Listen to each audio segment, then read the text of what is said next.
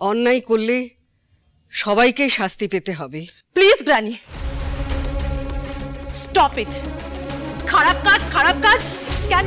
এই দুনিয়াটা কি ভালো কাজে একদম ভরে গেছে নাকি? আর তুমি অন্যায় করোনি, তুমি খারাপ কাজ করোনি। আজকে তুমি ভিকির সাথে যেভাবে ইন্দিরা সরকারের বিয়ে দিয়েছো, সেটা অন্যায় নয়, সেটা খারাপ কাজ নয়, সেটাকে তো জালিয়াতি বলে, সেটাকে তো চিটিং বলে। আমার ভাইয়ের জীবনটা তুমি যেভাবে নষ্ট করেছো, সেটাকে অন্যায় বলে গ্র্যানি। কাজী তোমার মুখ থেকে এই ভালো খারাপ নিয়ে লেকচারটা না আমি শুনবো না। সোনা, নিজেকে সংযত কর।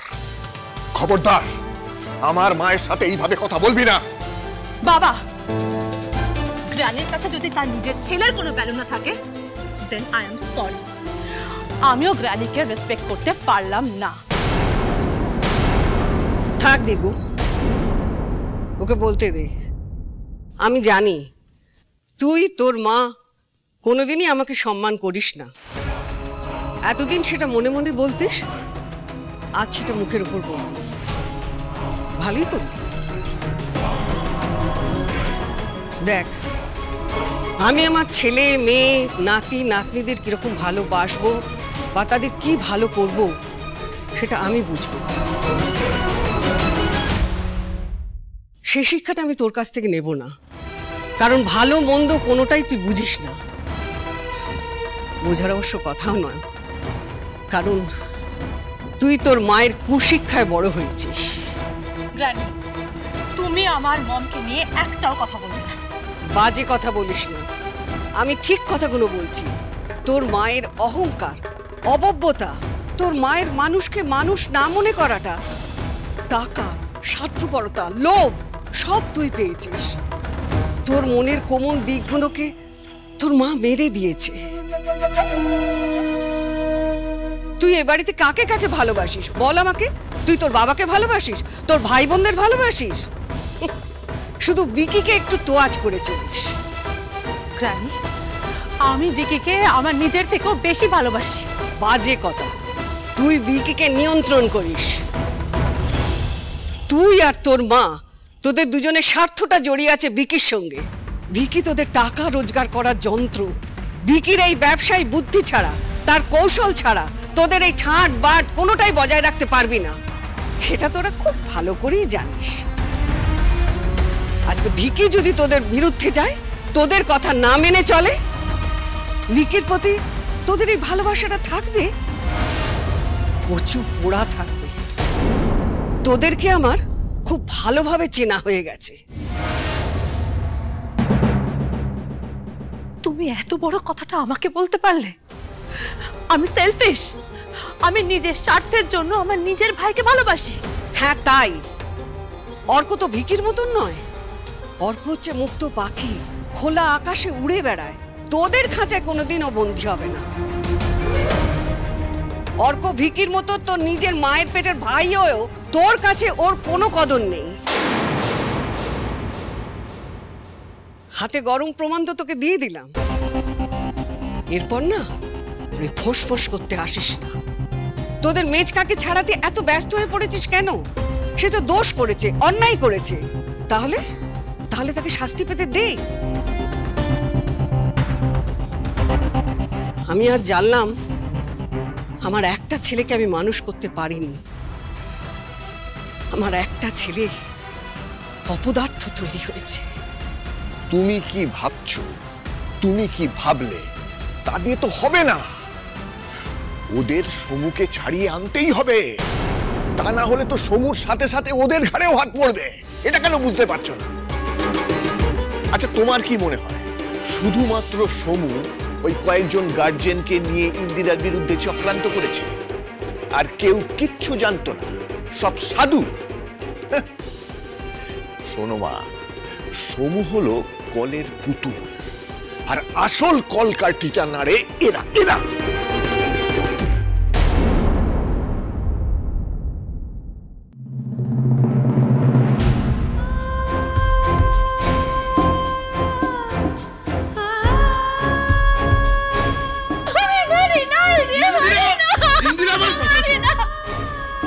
আপনি আমার ঠাম্মির ইচ্ছা অপূর্ণ রাখবেন। প্লিজ এরকম করবেন না, আমি হাত জোড় করছি আপনার কাছে।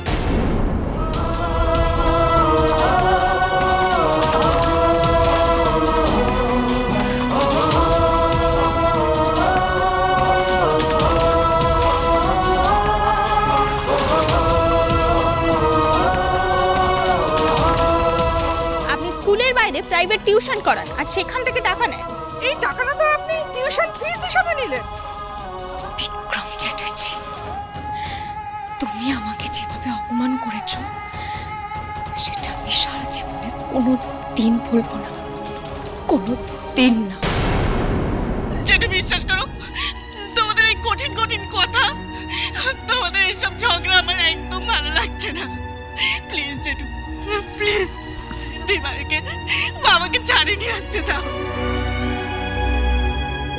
ডালিয়া, ডালিয়া, কাঁদিস না, কাঁদিস না, প্লিজ প্লিজ কাঁদিস না। তোর মনের মধ্যে দিয়ে এখন কি যাচ্ছে আমি সেটা বুঝতে পারছি ডালিয়া। তোর হয়তো মনে থাকবে না, কিন্তু মা যখন চলে গেল তখন তুই খুবই ছোট। ঠাম্মি, কাম্মা, ইনফ্যাক্ট আমরা সবাই তোকে কোলে পিঠে করে মানুষ করেছিলাম। আমাদের বাবা তখন কোথায় ছিল বলতো? কোথায় ছিল? বাবার আমাদের জন্য কোনোদিনই কোনো সময় ছিল না। লোকটা সারা জীবন শুধু টাকার পেছনে ছুটে গেছে, চোখ বন্ধ করে খালি টাকা টাকা টাকা, আর কিচ্ছু বোঝেনি। তার তো এই পরিণতি হবে। তুই আমার কথাটা শোন, বাবা যখন অন্যায় করেছে তখন বাবা তার শাস্তি পাবে, পেতেই হবে। বাবা এটাই ডিজার্ভ করে। ছি সায়ন, ছি, ওয়ান্ডারফুল। আমি তোর মতো ছেলে না আর দুটো দেখিনি যে নিজের বাবার ক্ষতি চায়। দিভাই, দিভাই, আমি বাবাকে ছাড়িয়ে আনার কথা বলেছি। আমি একবারও বলিনি যে বাবা যদি অন্যায় করে থাকে, বাবা যদি ইন্দিরা বৌদির বিরুদ্ধে এরকম একটা নোংরা চক্রান্ত করে থাকে, তাহলে বাবা শাস্তি পাবে না। হ্যাঁ হ্যাঁ, আমার খুব কষ্ট হচ্ছে বাবার জন্য, কিন্তু এটাও ঠিক, আমি অন্যায়কে কোনোদিনও সাপোর্ট করব না। তোমরা সবাই সবাই না খুব খারাপ, খুব। তোমাদের দুই ভাই বোনের মধ্যে কাউকে বাবার পাশে থাকতে হবে না। আমি বাবার বৌমা হয়ে আমি বাবার পাশে থাকবো। I will fight for him. হ্যাঁ, সেই তুমি তো ফাইট করবে, না হলে আর বাবার কাছে গিয়ে হাত পাতবে কি করে বলো? তোমার এত শখ, আহ্লাদ, শাড়ি, গয়না এগুলো আসবে কোথা থেকে? এত টাকা তোমাকে দেবে কি? জানো মা, তুমি যদি একটা গাছের পাতাকে একটা জোরালো আলোর সামনে তুলে ধরো, তাহলে তার সমস্ত শিরা উপশিরাগুলো দেখতে পাবে। ঠিক সেই রকম একটা আলো না আজ আমাদের বাড়িতে এসে পড়েছে, আর তার নাম হচ্ছে ইন্দিরা। সেই আলোর তীব্রতা এতটা বেশি যে তাতে স্পষ্ট আমি দেখতে পাচ্ছি আমাদের পরিবারের সম্পর্কের শিরা উপশিরাগুলো কতটা ছাড়া ছাড়া। বিশ্বাস করো মা, ইন্দিরা আমাদের বাড়িতে না আসলে না এতটা স্পষ্টভাবে সবকিছু জানতে পারতাম না।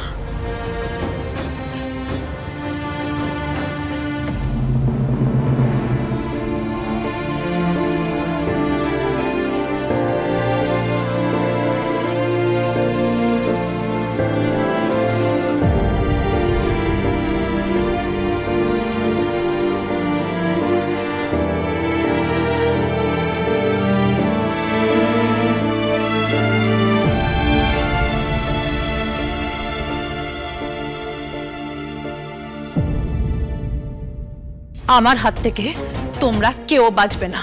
আপনারা কিভাবে বাঁচবেন এবার সেটা ভাবুন, কারণ আজকে আমি সরাসরি আপনাদের বিরুদ্ধে যুদ্ধ ঘোষণা করছি। আজকে সবার সামনে দাঁড়িয়ে আমি এটা বলছি যে ফিউচার ড্রিম স্কুলের প্রত্যেকটা দুর্নীতি আমি টেনে টেনে সবার সামনে বার করে আনব। দেখি আপনারা কি করে ঠেকান আমাকে। গর্ব করে